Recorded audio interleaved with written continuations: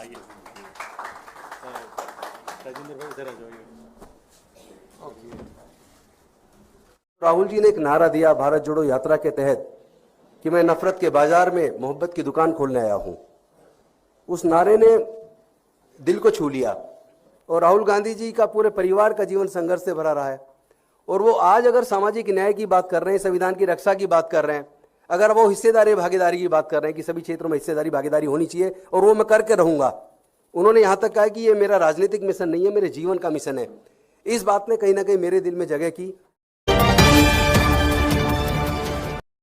को नमस्कार साथियों, जैसा कि आप जानते हैं कि दिल्ली की सरकार में मंत्री रहते हुए जय भीम मुख्यमंत्री प्रतिभा विकास योजना जैसी योजना हमने बनाई।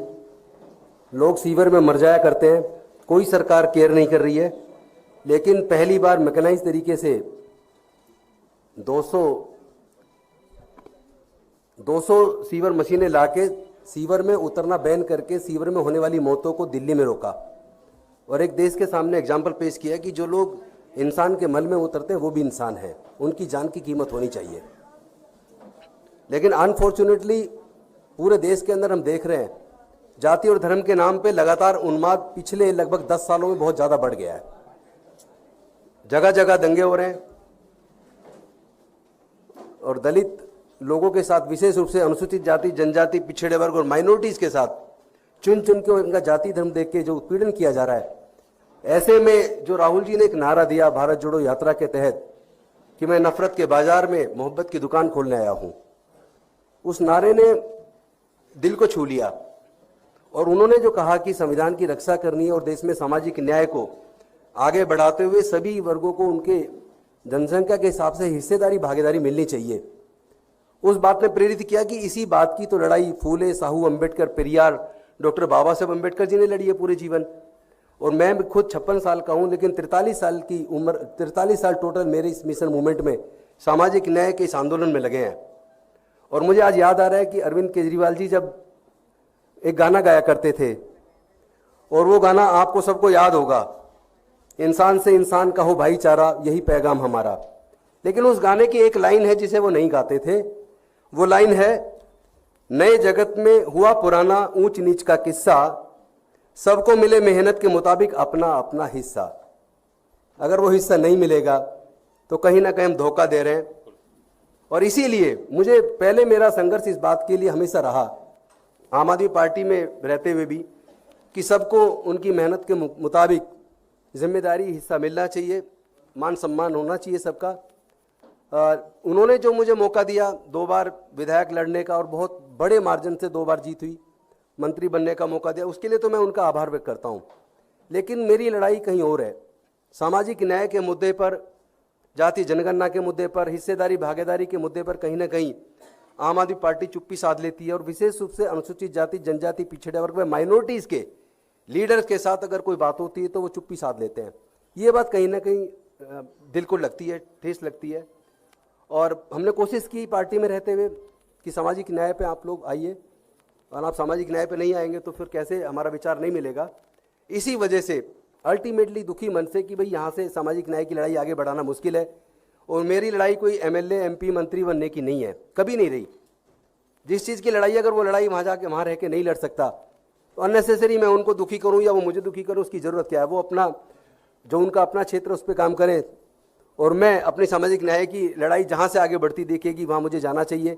और आज मुझे लगा कि चूँकि जो हमारे कांग्रेस के राष्ट्रीय अध्यक्ष हैं खड़गे जी, उनका खुद का जीवन संघर्ष से भरा रहा है और राहुल गांधी जी का पूरे परिवार का जीवन संघर्ष से भरा रहा है। और वो आज अगर सामाजिक न्याय की बात कर रहे हैं, संविधान की रक्षा की बात कर रहे हैं, अगर वो हिस्सेदारी भागीदारी की बात कर रहे हैं कि सभी क्षेत्रों में हिस्सेदारी भागीदारी होनी चाहिए और वो मैं करके रहूंगा। उन्होंने यहाँ तक कहा कि ये मेरा राजनीतिक मिशन नहीं है, मेरे जीवन का मिशन है। इस बात ने कहीं ना कहीं मेरे दिल में जगह की और मेरे भी जीवन का जो मिशन है वो राजनीति या एमपी, एमएलए बनना, मंत्री बनना या कोई बड़ा पद लेना, ये कभी नहीं रहा। और ये आम आदमी पार्टी के साथी भी जानते हैं।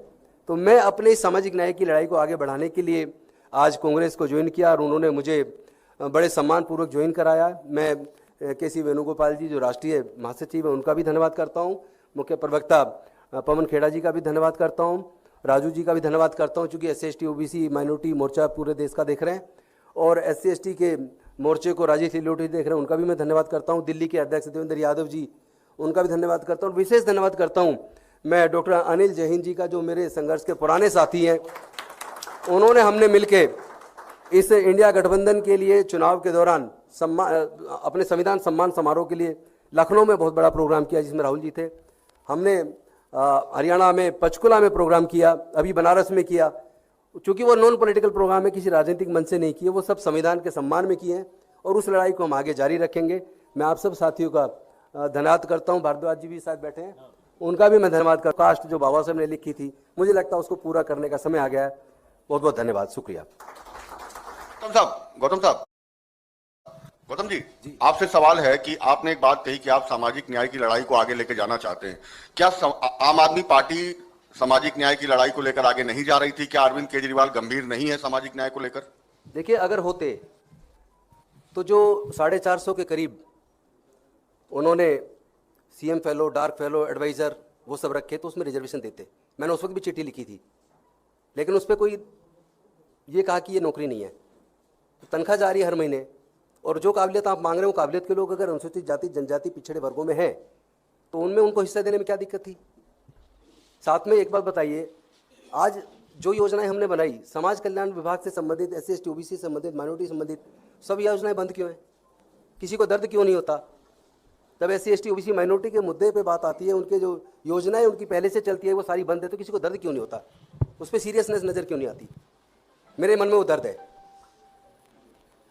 जिन वर्गों के लिए योजना बनाई है, उनके विकास की योजनाएं हैं, सबके लिए योजनाएं। जय भीम मुख्यमंत्री प्रतिभा विकास योजना तो केवल SC/ST के लिए नहीं थी, उसमें तो जनरल कैटेगरी टोटल 15,000 बच्चों को सिविल सर्विसेज की कोचिंग, इंजीनियरिंग की, मेडिकल की, तमाम तरह की कोचिंग का हमने इंतजाम किया। वो चली 2 साल, आज वो बंद है।